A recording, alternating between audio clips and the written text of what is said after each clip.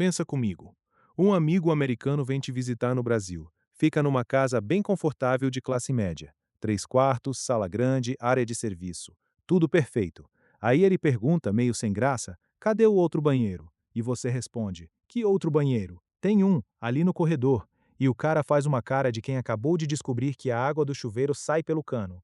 Porque na cabeça dele, uma casa com 3 quartos tem que ter pelo menos 3 banheiros. De preferência, um para cada quarto, mais um lavabo para visita, mais um na suíte do casal. Total, 5, para uma família de 4. Do lado de cá, a gente acha exagero. Do lado de lá, eles acham que a gente está vivendo no século passado. Aí fica a pergunta: por que diabos uma casa brasileira tem tão menos banheiro que uma casa americana? E antes que você responda na lata, porque os Estados Unidos são mais ricos, segura essa resposta. Porque não é bem por aí. Casa de rico no Brasil, mansão em Alphaville, cobertura de 300 metros quadrados em São Paulo, continua tendo proporcionalmente menos banheiro que uma casa de classe média americana qualquer no subúrbio. Dinheiro explica uma parte, mas a maior parte da história está num lugar bem mais estranho do que parece. Bem mais estranho mesmo. Olha só a tese. A casa americana não tem mais banheiro porque o americano é mais limpo, nem porque os Estados Unidos têm mais dinheiro. Tem mais banheiro porque lá, banheiro virou unidade de medida, virou valor de mercado, virou símbolo de status, virou regra de convivência. Aqui no Brasil, metro quadrado é metro quadrado. Lá, banheiro é banheiro. E para você ter ideia do tamanho dessa diferença, até os anos 50, a casa americana média tinha exatamente um banheiro para a família inteira. Um. Igualzinho à casa brasileira de hoje. Bora rebobinar essa fita. Anos 50. A família americana clássica, aquela do pai de chapéu indo trabalhar e a mãe servindo torta na janela. Morava numa casa de 3 quartos com um banheiro só. Todo mundo se revezava de manhã. O pai ia primeiro, depois as crianças, depois a mãe. Era normal, era esperado, era assim que se vivia. No mesmo período, a casa brasileira de classe média também tinha um banheiro só, às vezes dois, contando de serviço, aquele espaço pequeno separado para a empregada doméstica. Ou seja, em 1955, se você comparasse uma planta de casa nos Estados Unidos e uma planta de casa em Belo Horizonte, ia ver coisas bem parecidas: um banheiro principal, uma família dividindo. 70 anos depois, esse mesmo plantão de manhã virou impensável por lá. E aqui a gente segue se revezando. Aí entra a pergunta que rege esse vídeo inteiro. O mesmo boom econômico do pós-guerra chegou nos dois lugares. O Brasil dos anos 60 e 70 também viveu sua explosão de classe média, seu milagre, sua corrida pelo apartamento próprio. A construção civil bombou, as cidades incharam, tudo muito parecido com o que aconteceu nos Estados Unidos. Só que lá, o número de banheiros foi multiplicando ano após ano, casa nova atrás de casa nova. E aqui ele praticamente parou no lugar. Por quê? Porque o mesmo gatilho em dois países gerou plantas de casa tão diferentes. A primeira razão, a mais óbvia, é estrutural. Como o mercado imobiliário avalia uma casa? No Brasil, quando você vai comprar ou vender um imóvel, a primeira pergunta é: quantos metros quadrados? O preço por metro quadrado é o rei. O IPTU é calculado em cima da área construída. O corretor anuncia o tamanho antes de qualquer outra coisa.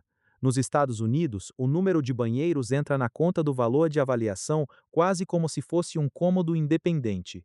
Uma casa de 180 metros quadrados com 2 banheiros vale menos que uma casa do mesmo tamanho com 4. Aqui, isso simplesmente não acontece. O tamanho manda. Ponto. Agora chega a segunda razão, que é mais funda, mais cultural, e meio que explica por que a primeira existe: a relação com privacidade dentro de casa. A família brasileira média ainda funciona num modelo bem compartilhado.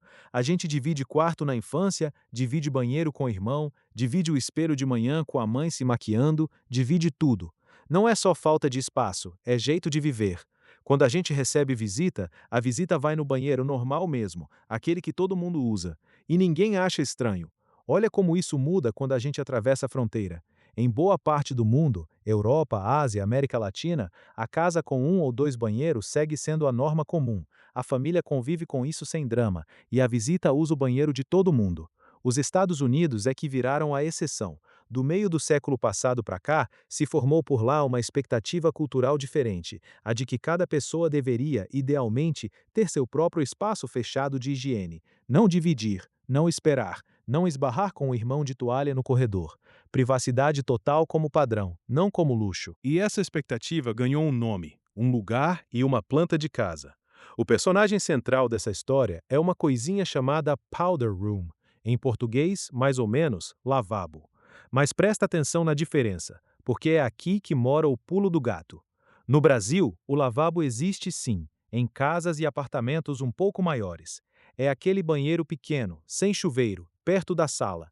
Útil, simpático, mas raramente obrigatório. Já nos Estados Unidos, o powder room virou item quase sagrado da casa suburbana. A ideia original era simples. A visita não pode, em hipótese nenhuma, precisar atravessar o corredor dos quartos para fazer xixi. A área social tinha que ser blindada da área íntima. Esse banheirinho perto da entrada virou regra, e a partir dele, a planta inteira da casa começou a se reorganizar. Se a visita merece banheiro próprio, o casal merece a suíte master com banheiro próprio. Se o casal tem, o filho adolescente também quer. Se o filho tem, a filha não pode ficar sem. E assim, cômodo por cômodo, o banheiro virou acessório individual em vez de equipamento coletivo. Um efeito cascata. Cada banheiro novo construído justificava o próximo, e construtora nenhuma quis ser a primeira a botar no mercado uma casa com pouco banheiro, para o padrão da concorrência. Aqui, esse efeito dominó nunca pegou tração da mesma forma. A nossa planta de apartamento continuou organizada em volta da sala, da cozinha e, mais recentemente, da varanda integrada. O banheiro segue funcional, não decorativo. A terceira razão fecha o ciclo e é puramente econômica. É ela que segura o trem nos trilhos. Como o mercado americano paga mais caro por banheiro extra, a construtora tem incentivo direto para enfiar mais banheiro em cada projeto novo. Mais banheiro significa avaliação mais alta, financiamento maior, lucro maior na revenda. O comprador, por sua vez, sabe que aquele banheiro a mais vai valorizar a casa quando ele quiser vender daqui a 10 anos. Então ele paga sem pensar. E quando todo mundo paga, o padrão sobe para a próxima geração de casas. Aqui no Brasil, esse mesmo cálculo joga para o lado oposto. Banheiro a mais aumenta o custo de obra, aumenta o IPTU, ocupa metro quadrado precioso que poderia virar um quarto a mais, uma varanda gourmet, uma área de serviço maior. O mercado nosso premia o quarto extra, não o banheiro extra. E construtora também sabe disso.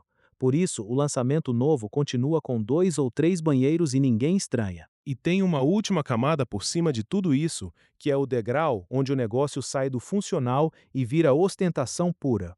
Nos Estados Unidos de 2026, o banheiro já não é só lugar de tomar banho, virou cartão de visita. Tem casa nova de subúrbio em que cada morador tem a sua en-suite, um banheiro próprio acoplado ao quarto, com chuveiro, banheira, pia, 5 moradores, 5 banheiros completos, mais o lavabo para visita. A proporção de banheiro por quarto nunca esteve tão alta na história do país.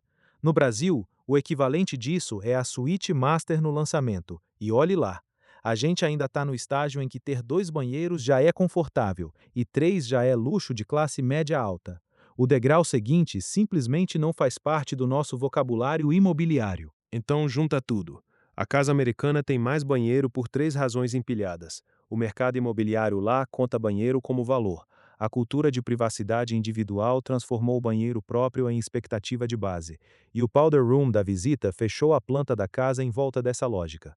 No Brasil, nada disso aconteceu junto. A gente avalia por metro quadrado, divide espaço sem trauma e recebe visita no banheiro de todo mundo. E quando o seu amigo americano fizer aquela cara de espanto perguntando: cadê o outro banheiro? Lembra que a resposta não é sobre dinheiro nem sobre engenharia. É sobre o que cada cultura decidiu lá atrás que merece um cômodo só para si. Lá, a privacidade individual ganhou paredes.